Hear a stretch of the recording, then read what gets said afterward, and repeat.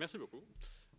Donc pour la suite, on va jouer un arrangement d'une pièce de la chanteuse Mitski, issue de son dernier album qui s'appelle Laurel Hill, qui est sorti en février cette année. Donc j'ai choisi ce morceau d'une manière assez simple en fait, parce que dans la loop de drum qui joue pendant les couplets, on dirait qu'il y a comme deux tempos en même temps. Donc j'ai absolument utilisé cet aspect-là dans mon arrangement, mais vous verrez comment. Et donc j'ai aussi choisi ce morceau parce que je trouve que les paroles s'alignent très bien avec la direction plus précise que je voulais donner à mon projet à cette étape. Et vu que c'était une des dernières pièces que j'ai faites, je savais déjà plus précisément ce que je voulais faire. Donc je tiens à utiliser ma voix musicale, ou en l'occurrence des instruments, pour parler d'environnement et d'écologie. Donc je tiens à initier des conversations, je tiens à diffuser de l'information sur le climat. Et d'ailleurs, si vous êtes intéressé, ça va me faire plaisir de discuter avec vous à ce sujet-là à la fin de l'examen. En attendant, voici Working for the Knife.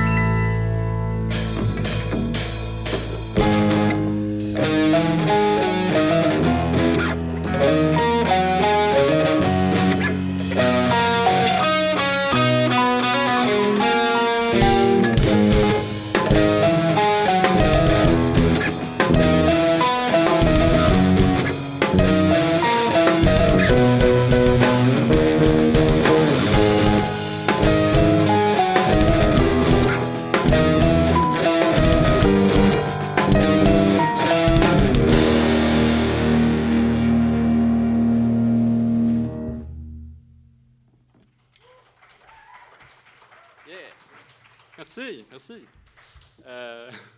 Pour la prochaine pièce, je me suis donné comme un petit défi.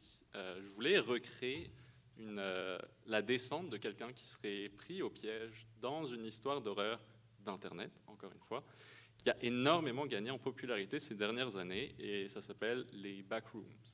Donc, qu'est-ce que c'est? C'est un univers de couloirs et de corridors qui s'étendent à l'infini et qui est peut-être habité ou peut-être pas. Mais en tout cas, c'est absolument pas normal de se retrouver dans cet endroit-là. Et donc j'ai écrit cette pièce directement après Liminarité, donc on est encore un petit peu dans les espaces liminaux, mais celui-ci semble juste s'assombrir plus on se rend loin dans ces couloirs et ces pièces vides.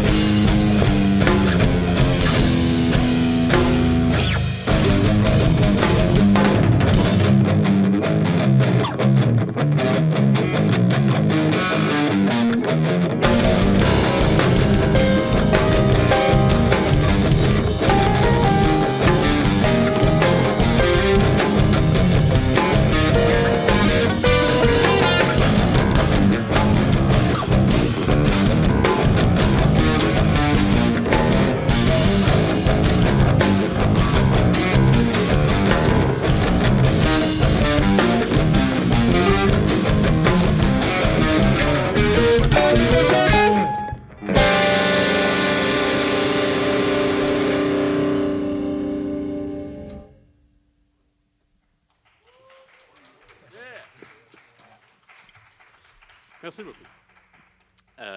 Donc, la prochaine pièce est en fait une médaille à deux facettes. Donc, il s'agit du dernier morceau que j'ai écrit pour ce projet. Et à ce stade, je savais déjà que je voulais parler d'environnement. Donc, cette pièce en deux parties, je l'ai appelée 2050. Pourquoi? C'est pour faire référence à cette date qui est souvent mentionnée par les gouvernements, les entreprises les plus polluantes, et c'est pour promettre de réduire leurs émissions de gaz à effet de serre d'ici là. Donc j'ai appelé la première partie « Neige de cendre », et ça correspond à la période actuelle. Donc on connaît l'étendue du problème, du changement climatique, on le voit déjà arriver, mais c'est ça. Et la deuxième partie s'appelle AM, pour faire référence à l'antagoniste principal de la nouvelle I Have No Mouth and I Must Scream de Harlan Ellison. Donc pourquoi j'ai choisi ça? C'est parce que je voulais comme créer un tableau un petit peu de chaos, de destruction des structures qui malheureusement pourraient devenir notre réalité si rien n'est fait. Donc pour citer des exemples extrêmement récents, je pense aux inondations au Pakistan, qui ont forcé presque autant de personnes qui vivent au Canada à devoir se déplacer, la vague de chaleur en Chine qui dure depuis juin, les rivières qui s'assèchent partout en Europe ou juste dans le monde. Et donc je pense que cette pièce m'a permis un petit peu d'exprimer mes anxiétés face à toute cette situation, et j'espère que sa structure et le choix de ces timbres pourra exprimer un petit peu l'importance que je porte à toute cette cause.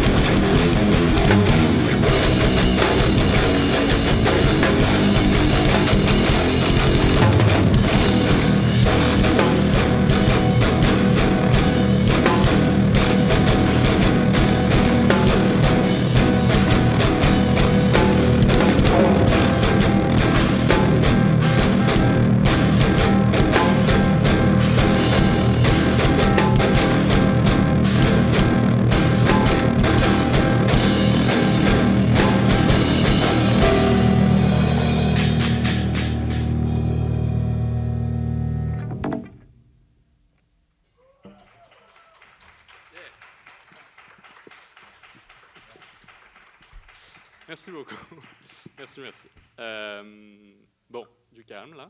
C'est bon là. On va se calmer un petit peu avec la prochaine pièce. Et c'est le premier arrangement que j'ai préparé pour ce projet. Donc la pièce d'origine, c'est comme, je dirais, un hymne un petit peu du style synthwave moderne. Et ça, c'est quand même une assez grosse influence pour les harmonies ou les mélodies qui me viennent un petit peu. J'en ai beaucoup écouté. Puis j'ai l'impression que ça me vient assez facilement de chanter un petit peu par-dessus des pièces de synthwave. Fait que je voulais essayer de ramener ça un petit peu dans mon projet. Et donc le morceau d'origine a été utilisé à énormément de reprises, notamment je sais pas, dans des parodies, des memes ou juste des fonds sonores. Donc ça fait que je voulais faire en sorte que ma version soit la plus unique possible, parce qu'il y en a beaucoup d'autres. Donc j'ai isolé certains éléments de la pièce, j'ai changé le contexte rythmique, j'ai élargi l'harmonie et quelques d'autres choses. Donc voici Résonance.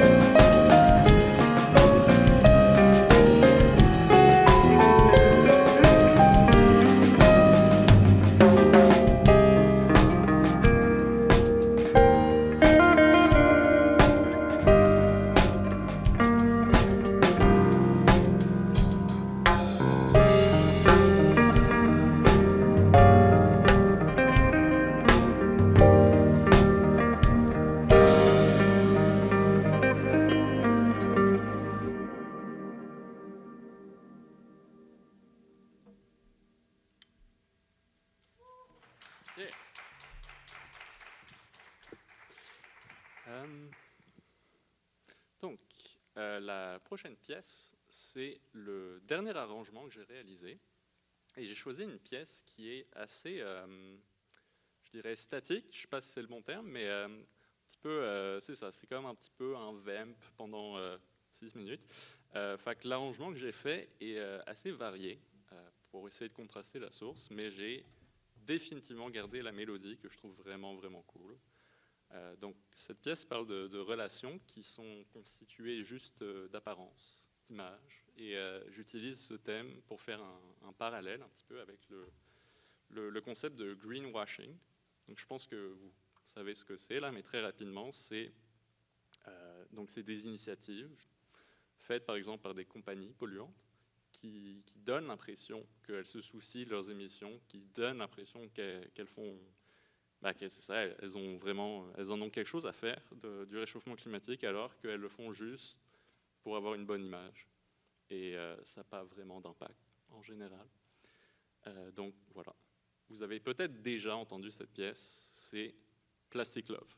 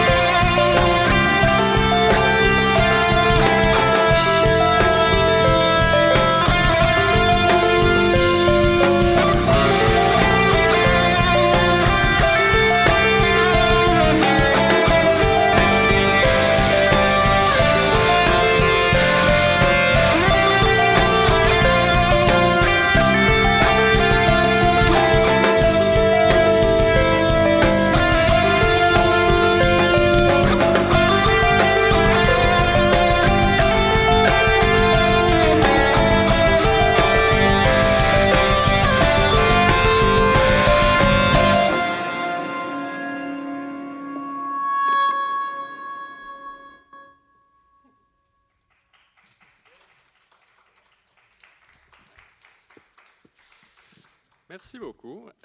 Donc là, il va y avoir un petit changement de guitare, donc je vais parler encore plus. Donc la prochaine pièce, c'est la deuxième que j'ai écrite pour ce projet. Et elle est partie très simplement du motif d'introduction joué par la guitare, qui est très percussif en fait.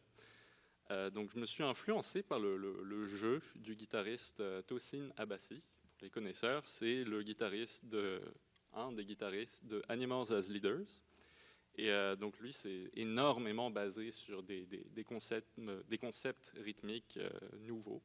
Donc le batteur qui est en moi ne peut que apprécier son travail. Donc j'ai voulu essayer de faire cette approche-là, mais à la guitare. Donc j'ai cherché un titre final à cette pièce pendant assez longtemps. J'arrivais pas à trouver, mais finalement, je me suis arrêté sur Kaléidoscope. Pourquoi? Parce que je voulais évoquer le concept général de la multitude, et donc une multitude qui est comme étouffante et trop stimulante. Et d'une manière similaire aux paroles de la deuxième pièce de cet examen, donc Working for the Knife, ce morceau dénonce le rythme de vie un petit peu fou, un petit peu effréné que notre système qui prétend être une méritocratie nous oblige à avoir. Donc, voici Kaléidoscope.